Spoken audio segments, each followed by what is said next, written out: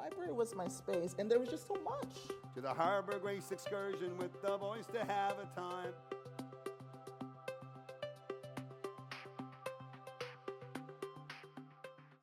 Thank you so much, Yoanko. Saguli swagwek. Hello to all of you, my friends. Wakajanuni jit weskwagedot. I am glad you have all made it here tonight, especially in this weather. Skanagoka. As a Haudenosaunee descendant, I ask that we gather here with what we call good hearts and good minds. I want to share first off where I come to this book from and my investment in it. 2 generations of my family attended the Carlisle Indian Industrial Boarding School, a flagship project of the U.S. Genocidal Assimilation Project, and the particular project of Richard Henry Pratt.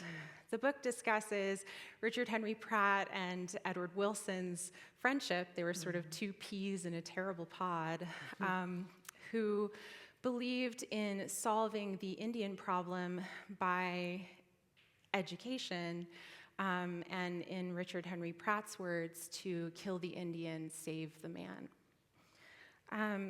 I've been working on a book of poetry about Carlisle and the way that it set my family off on journeys across national and state borders. And like Tanya describes in her book, I came to this research through an inheritance of records. So I inherited a box of records from my grandmother, my Aksut Thelma, just like the brown file folder of Uncle Hank in the book. Like Tanya, in moments of this book, I didn't fully know the story of my family's relationship with the schools until the records were digitized, and I was suddenly confronted with the evidence and the mysteries that were inherent in that evidence. So this book and the experiences described within are very personal to me, they're very meaningful to me, and they're very heart-wrenching for me.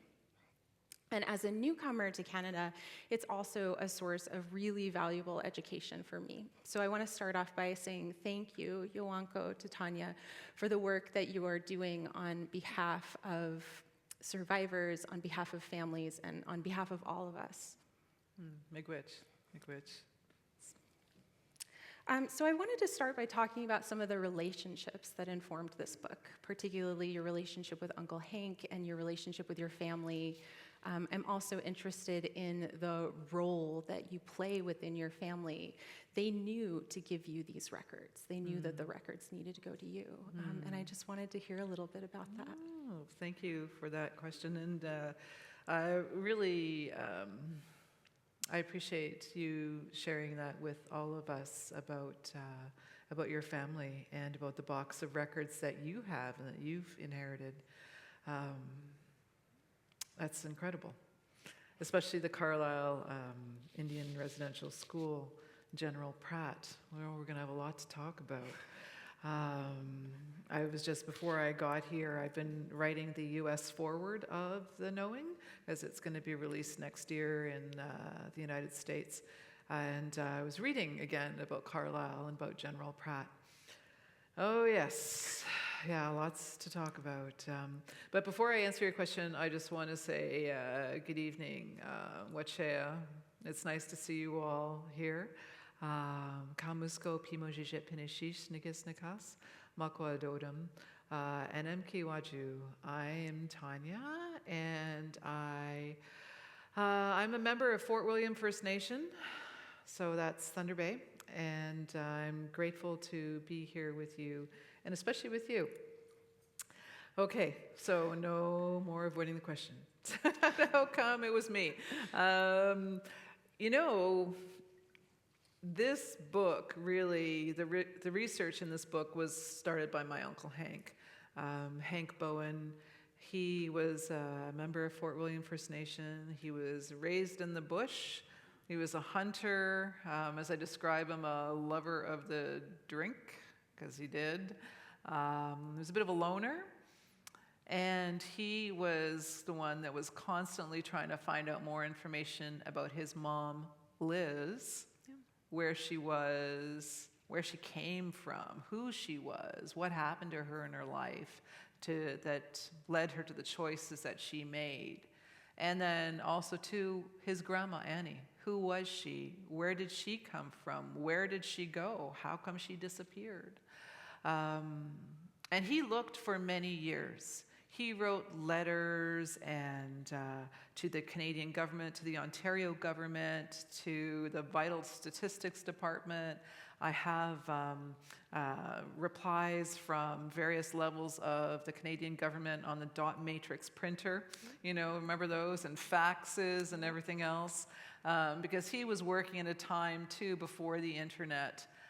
He was going to Ottawa. He'd go to Library Archives Canada looking for things.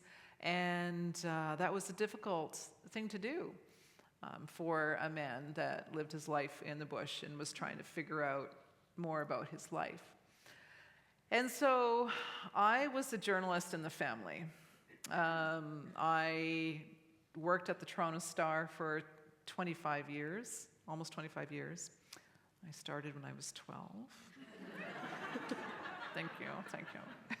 I know, it's pathetic, right? So I did that for 25 years, and like everyone in my family, so my Uncle Hank had started this, then his sister Connie, she was also looking for records, and they had all these photo albums that they were trying to figure out who was who and what was what. And it eventually fell to me when he died. My mom, who had been looking for Annie her whole life since she had been in Toronto, wanted to know where her great-grandma was. And she had been asking me, and then she finally said to me, I'm not getting any younger. I'm going to be 80. She's 81 now. And so she said, you have to do this. I need to know where she is. And then I felt really awful because, I had to do this for her and for my family, and I had to stop ignoring that file folder. Yeah. Something that really struck me in the book is there's a moment when you talk about the weight of that file folder and the physicality of it and carrying it around and carrying around those memories as well. And then when you mention the sort of like odyssey of a kind of journey of trying to find these records and trying to write to different agencies, I have those same facsimiles in my bin of files. Yeah. And there's a kind of spirit of that person who did that work that you're carrying with you. And I wonder too about the nature of these records. So you have birth records, death records, baptismal records, census records, and those tend to be the primary records for when you're doing genealogical work in particular. But then with this type of a story, you have to go to other types of records. And I just wanted to hear a little bit about the sort of types of information that these records can tell you and the information these records can't tell you, the way that they don't necessarily paint the full portrait of a life, they don't, the things that they don't include as well. That's a great question, thank you. It's interesting, isn't it? So in order to tell the stories of our families, we have to go and use colonial records to do that telling.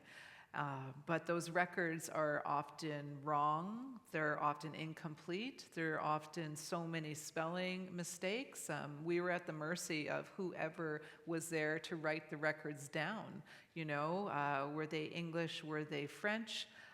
Where were they? What did they know about First Nations people? My great-great-grandfather, I have 7 different spellings for his last name. And so trying to find my great aunts and uncles is next to impossible because you're looking through all of these different iterations of last names, and they are wildly different. We go from Womestagoose to Chappish, right? And then Samson. It's crazy. And the records are everywhere, right? I mean, they are in church basements, they're in universities. I had to learn, and because I didn't know that, for instance, the Anglican diocese for Moose Factory in the James Bay Coast, you will find those records in Laurentian, right? That's where they're held. And so all of these things, and there's also the United Church records and the Anglican records. Some are held here in Toronto. And then you've got the Catholic records as well. And so there's quite a bit. And the person that helped me the most, actually, in my search was a member of Moose Cree First Nation, was a community member. And she is Paula Rickard. She's a community genealogist. And she answered my call late one night on Facebook. Also a good place to look. I know, and you're like, Facebook? And it's like all First Nations people are on Facebook. We're the only ones that are still on Facebook, right? And everyone uses Messenger, like all the time. It's a thing. Guilty. Yeah, right? And so Paula helped me fill in the stories. She helped me not just find the records, but tell me the stories of our communities that I didn't know that my family was a part of, because I didn't know where the maternal matriarchs of my family were from. And so that part, I really do think is the lyrical, beautiful part of the book too, is the community stories and finding out about our people and who they are and how they lived, how they died. What everyone believed in. And she helped me very much with that. And so there's a real hit between our people and the colonial records. And you could see that weave, I think, through the book. Absolutely. I love what you're saying, too, about weaving, because that's something that really struck me in the book. And I'm going to ask you about writing style and sort of this braided narrative a little bit later, but and didn't Paula turn out to be a family member as well, like a relative? That's true. So Paula, to make a long story short, 450-page story short, Paula has a family tree that has 14,000 names on it. And so basically, if your family is part of James Bay and so Winnebago and Kitchi Winnebago, James Bay and Hudson Bay, all the way over to York Factory and Norway House Cree Nation, she's got your number. And they have these sort of, I've seen these trees on, and unfortunately you have to use sites like Ancestry.ca and things like that. But Ancestry has some of the best information. They do have Them some and the of the best Mormons. records. Yeah, I know, it's true. there's some interesting things in the terms of service there. I know. That's very true. But I'm thinking too about the human element of these records. You mentioned Roy Carpenter as well, who's another family member and another source of information. And but you say he's not a record; he's flesh and blood. Yeah, that's right. That's right. But there is a record that is created by oral stories and oral histories and the memories that people have. You also talk about that we're looking at a territory of memories and that there are some memories that are written down and there are some memories that aren't. And this also lends itself to the urgency that you talked about earlier with your mother and the generations that are getting older who know those stories firsthand and know those people firsthand. And people like Uncle Hank, for whom those digitized records came too late, and that I wish that I had talked to my grandmother more about this when she was alive. Yeah. But I do want to think about that human element and the ways that is in contrast to the colonial approach to records, not just the colonial approach to the creation of records, because there was no incentive to write down the full story, was there? There was no incentive to document the abuse, for example. But the way that there's this kind of catch-22 where in order to sort of prove your Indianness, you have to use these records. Oh, I know. It's so ridiculous. Yeah. And you have to use records that are deliberately, in a lot of cases, incomplete, that were deliberately destroyed in a lot of cases. And so the kind of like dehumanizing effect of these records, but also the way that it brings you back to your family. And so I wonder about, at some point in the book, you talk about the lyrical section, and for me, it felt like the records were alive. It felt like the twisting and turning of that was its own story. And so I wondered about your experience of working on this research and interacting with these records and following that story. Yeah, Miigwech, the records are alive, right? Because they tell you things that you just didn't know about your family, where they were. The census is wild. I love a good census. You know, like it's amazing. You can really see, first off, you see who your family was living beside. So who were the neighbors, right? So when Ryan Shackleton, and he owns a company called No History, and they're actually working with the Survivor Secretariat at the Mohawk Institute right now, the Mush Hole, and they have been working there for almost a year, I think now. But they're professional archivists, they're researchers, and he helped me quite a bit, and he found the 1881 census that showed that Annie was actually from Fort Albany First Nation along the James Bay coast. And that was just absolutely pivotal to me, and that record comes alive. So, you know, when I see that, there's Annie. She's not Anne, she's Annie. That's what's written down. She's 10. And then if you follow you know, you go along the census and they'll show you, is she in school? Yes. Can she read and write? Yes. And so it also says other things. It depends on what year the census was taken. Like one is racial origin, and it says Indian right down the line. So that's from her dad, her mom, and of course, dad was Jean-Baptiste, which I've later found out, and this is something new that I'm finding out because I'm still in the records, his name was actually Peachum, but his anglicized/French first name he was given was Jean-Baptiste, but in Cree it was Peachum.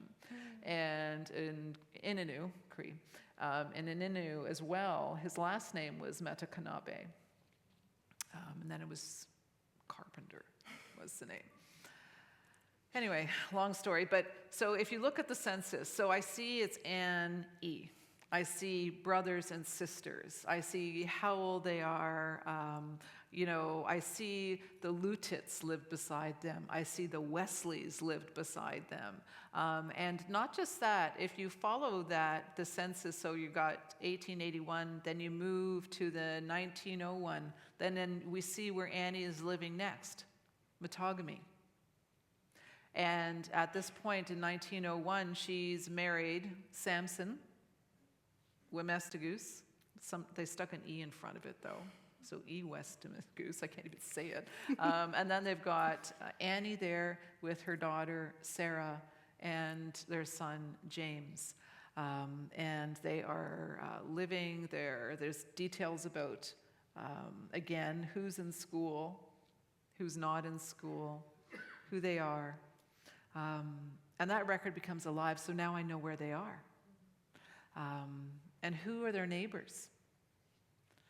Fast forward to the 1921 census where Annie is at Lac Seul First Nation. And who is she living with and near? The Wesleys. That family again from Fort Albany. And not just that too, the records, I started to do deep dives into what the Library Archives Canada does have digitally recorded for, it's called the RG10 roll. This is way too much information for you that you need to know. But it details Treaty 9 Indians in Sioux Lookout. And the Indian agents, there are these letters where they're talking about, why are these Indians living down here in Sioux Lookout? Why don't they go back to James Bay? And that record to me is also alive because I see who's living in Annie's house. Who are these kids? You know? And so to me, these things they're glimpses into her life that are so important. I mean, like Annie being the head of a household in 1921. Wow. That's pretty serious. It was a big household, too. And it was a big one. Yeah, exactly. So these records are alive. They do tell stories. It's unfortunate, though, that the stories that we do have, like from the Indian agents, are these letters back and forward to Ottawa, to assistants, deputy secretaries, and so it's a very one-sided look. And it's usually like angry letters. What's this Annie woman doing again? They followed your family like I know, a lot. like they were a little bit obsessed. I'm not gonna lie.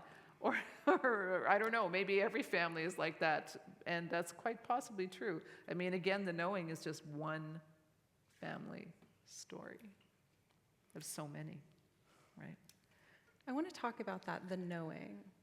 So my understanding of it being, and it's so all-encompassing, so I want to talk about the knowing, the knowings, ways of knowing, knowledges that we have, but the knowing being that each family has these stories and they know. They know what happened. They know who was lost, or they will find who was lost, but they feel it. And they know what happened, and they know the true story of Canada, really, of what we call Canada. They know the ways people were treated, and they know what everyone else may think they don't know. I think somewhere deep down, we all have a little bit of that knowing, or that 100%, we should. 100%. That's where the name comes from. Yeah. And so that's the knowing. And then I'm interested in, too, at one point you say, my knowing. So the knowing is different for each family. And you talk about the book being just one family's knowing as well. Although you have so many different people's knowings that went into this. You have so many different collaborators. It's hard to know when to stop. I know. The value of community, it's so important. Yeah. So I just wanted to hear a little bit more about the knowing, knowings, ways of knowing, and knowledges. Miigwech for that. So the knowing, you're right, like, so every single First Nations family knows. We've all heard our aunties, our grandmas talking around the table about people that didn't come home. People that, didn't somebody, where's his brother? What happened to him? And I grew up listening to those stories. And of course, in our own family, we're just like, well, what happened to Annie? What happened to Liz? And then, go to any family reunion that we have, and we constantly have new family members popping up, and that we didn't know about.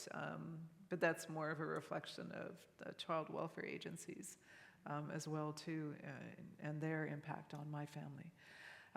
But when I was in Kamloops at the Kamloops Indian Residential School in May 2021, when I was there as a reporter, because I'd been asked by the community to come and to be a journalist, be one of a handful of journalists to come and report on what was going on. And when I sat with survivors, they talked about their family members that didn't come back. They talked about classmates they knew of that just disappeared, or that brother Joseph and what he was up to with the kids. And they called it the knowing.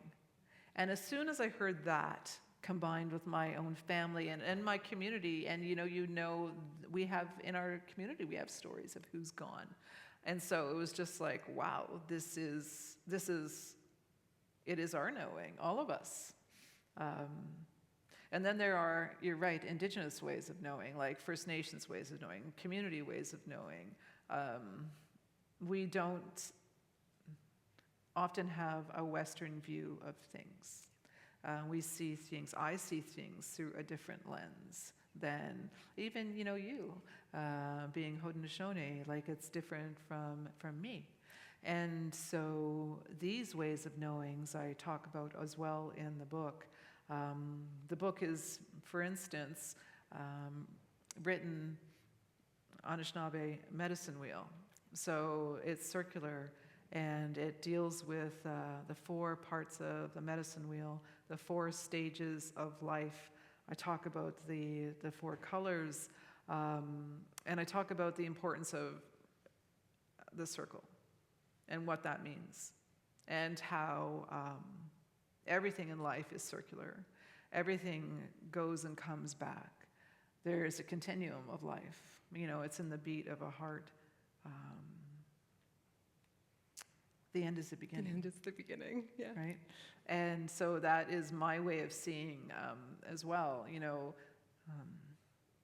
My late friend Lee Miracle used to always say, we write forwards and backwards and present all at the same time. And that's very true. She told me I did that. I had no idea that I did that until she told me. And when I wrote Seven Fallen Feathers, she goes, yeah, no. I'll never forget her saying that to me.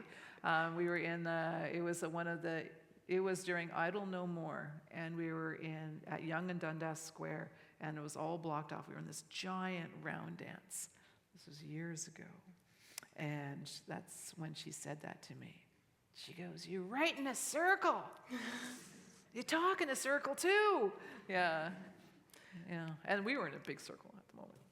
That's very classic Indigenous story structure. Like, I teach English and Indigenous literatures at York University, and we talk about the spiral structure and the sort of collapsing of, or coalescing of past and future, the you seven don't really generations. do it on purpose, it just happens. It's sort of like, that's just a way of thinking, that's right. or a way of seeing. That's right. Yeah. I really very quickly wanted to mention too, or to acknowledge this wonderful thread throughout the book of dream knowledge, that the women in your family receive knowledge in dreams, and that there are other figures in the book who receive knowledge in dreams, and that is a legitimate form of knowledge. It's a legitimate form of data. It tends to bear out. That's right. How do we know where to look? Well, our ancestors bring us the knowledge in the dreams, or how do we know how to look? The dream told me that we needed dogs, like cadaver dogs. That's right. So I just love the different ways of knowing in the book, and then also this way of knowing that comes from the land itself. So the relationship with land in the book is so, so strong. It's some of the most lyrical writing in the book. It's so beautiful. You can feel yourself there, and for me, it was a really beautiful introduction to this landscape as well, because I haven't gotten to travel as much as I want to here since I came during the pandemic. But I just wanted to kind of acknowledge and hear about that relationship with land, especially as it relates to a kind of blood memory or a kind of internal sort of spiritual memory that happens. The places that you went that you didn't necessarily know at the time, but it's not. that Annie was there. Yeah, I know. That's, to me, is something, many somethings, right? There are no coincidences. That's definitely something that we believe, but especially with the land. I mean, I have been writing about Northern Ontario, and in particular Treaty Number 9, for a long time. I mean, Seven Fallen Feathers. I'm a member of Fort William First Nation. My mom is a member of Fort William. That's where she was raised. And also, too, at the bottom of Treaty 9 in Graham, Ontario, right? But why was I doing that all the time? Like, crazy doing it all the time. I wouldn't stop with those stories about the Seven Fallen Feathers, like in the newspaper, and trying to bring people's attention to the lack of water in the north, or trying to tell people that we don't have high schools in the north for our children. That is should be the fundamental right of any child in this country. I don't care where they live. And I was always trying to show people what I saw, the Ring of Fire, that part of Northern Ontario that is about to be blown up and mined and blasted through, which is so short-sighted. People say they need it for electric vehicles and for chromite for their stainless steel appliances, but in order to do that, you're wrecking the lungs of the earth. Like this pristine part of the boreal forest and this muskeg. I feel it. You feel it, like I feel it and I see it. And being on that river, Kaskashewan, the Albany River. So we didn't call all of these things in Ontario Hudson Bay and James Bay and the Albany River. We had names for these bodies of water for the land, and they all mean something, right? Land is language. Language is land. Saskatchewan, fast-moving water. It means something. It's just... And thank you for asking me about that, for being on Saskatchewan. I was there. I was there with Edmund Metatawabin and Mike, his brother. I'd known them for so long. We were sailing on this raft.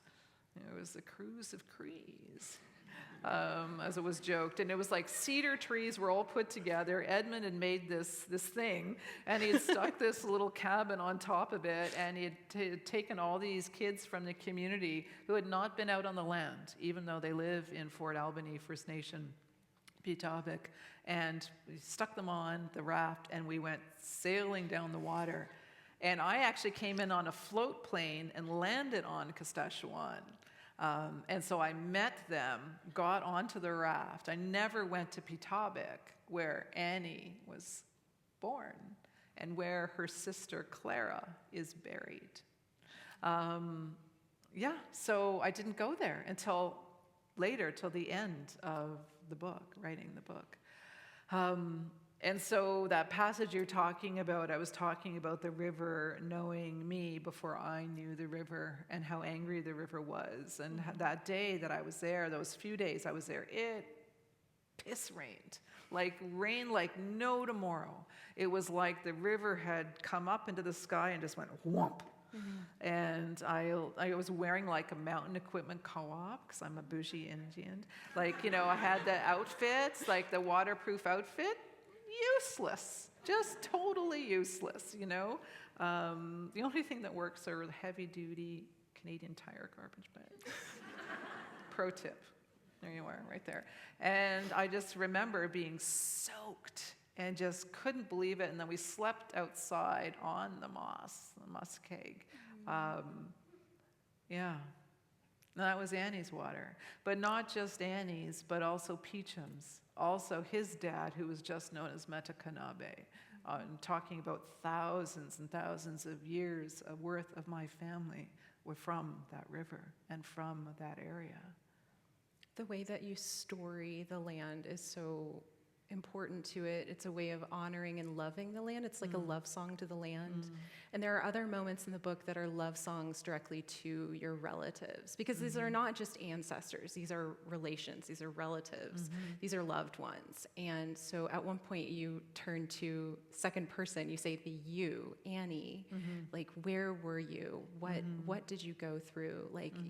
You say this love song to Annie. Something that really struck me about this too is it's not just Annie and her immediate family, it's all my relations. When you say it in the book, all my relations,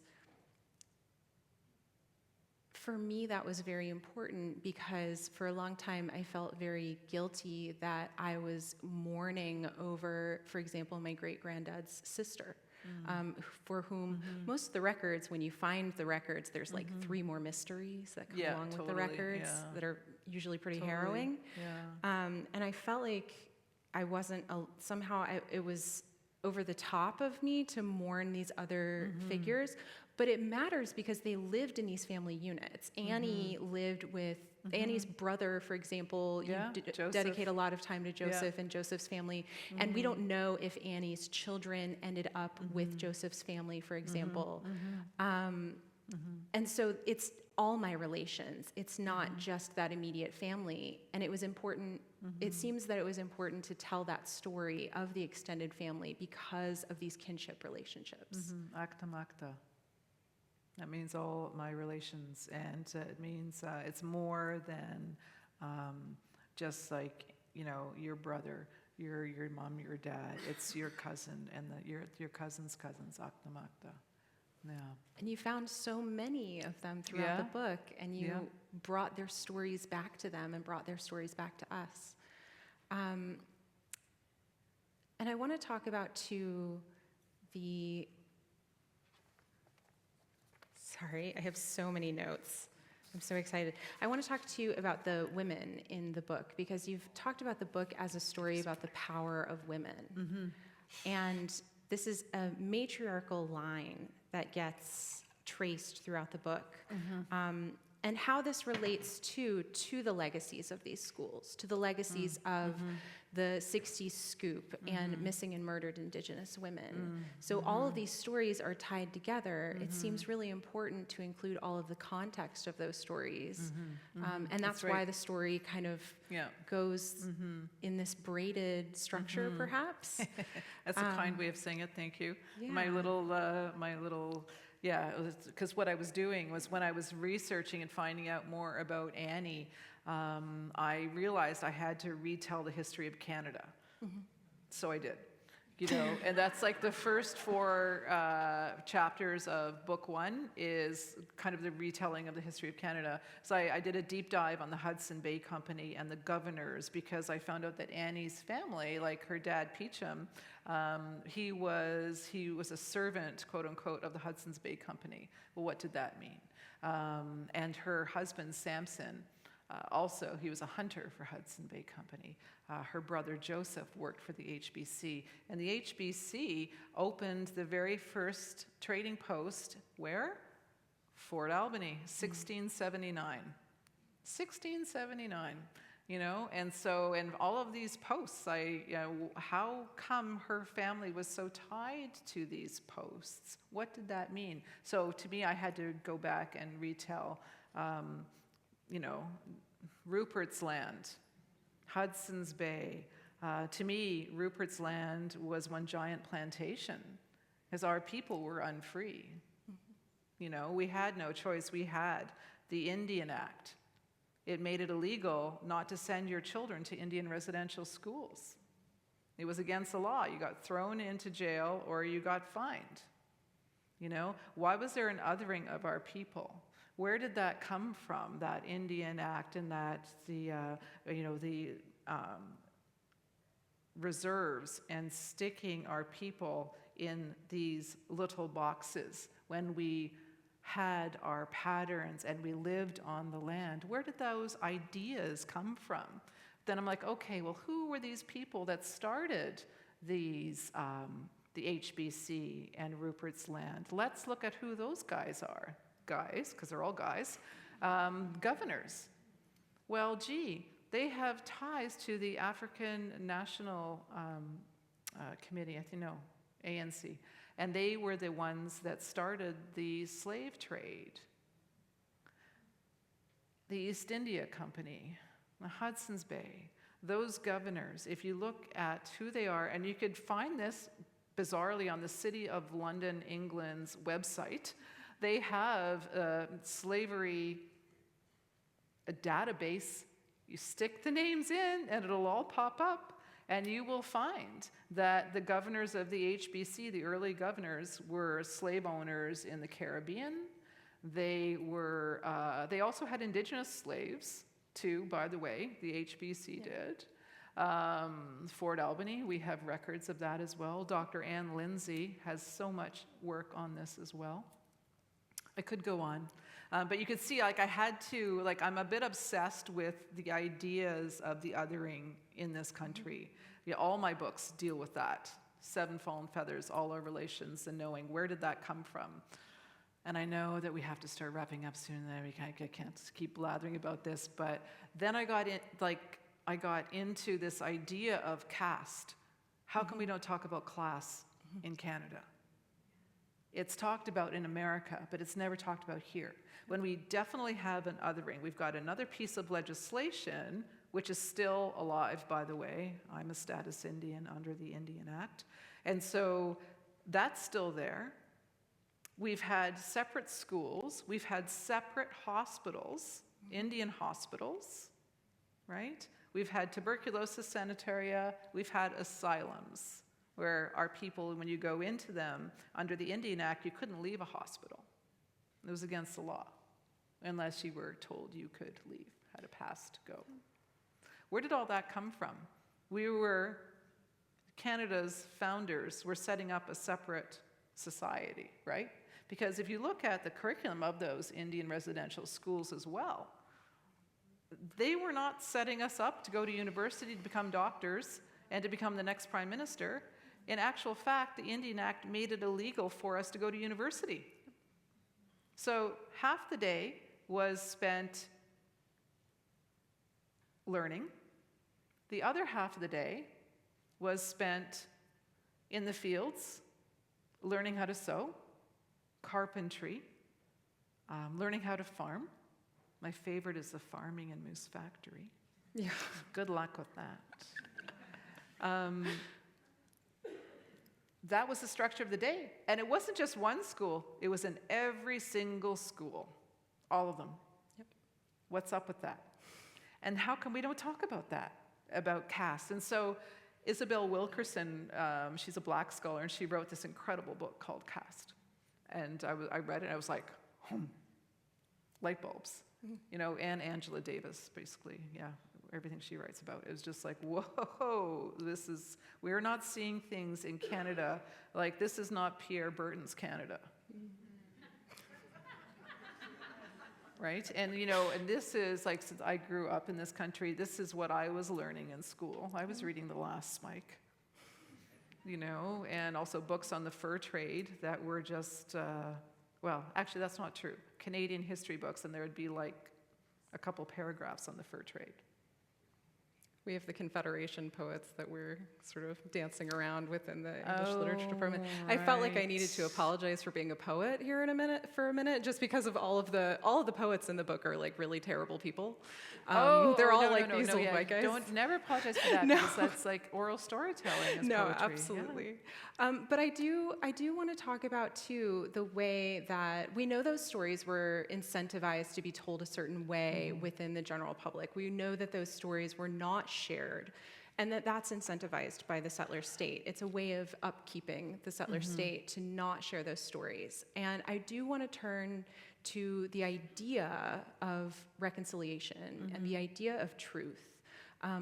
This book being a representation of the way that people are telling their own stories as a way of healing, as a way of sharing the true story of what we know as Canada, or what is known as Canada, and what the nature of reconciliation really looks like. So, for example, why is there not a public relations campaign or like a public broadcasting campaign specifically about the schools and things? There is a really wonderful documentary that is just now out based on the knowing. Yeah, 4 parts. CBC Gem. You could watch it for free. Yeah. So this is one of the things, is how do we change the narrative? How do we change how people understand that narrative? And what does reconciliation, this is kind of a big question, but what does reconciliation really look like? One of the things that really struck me, I believe it was,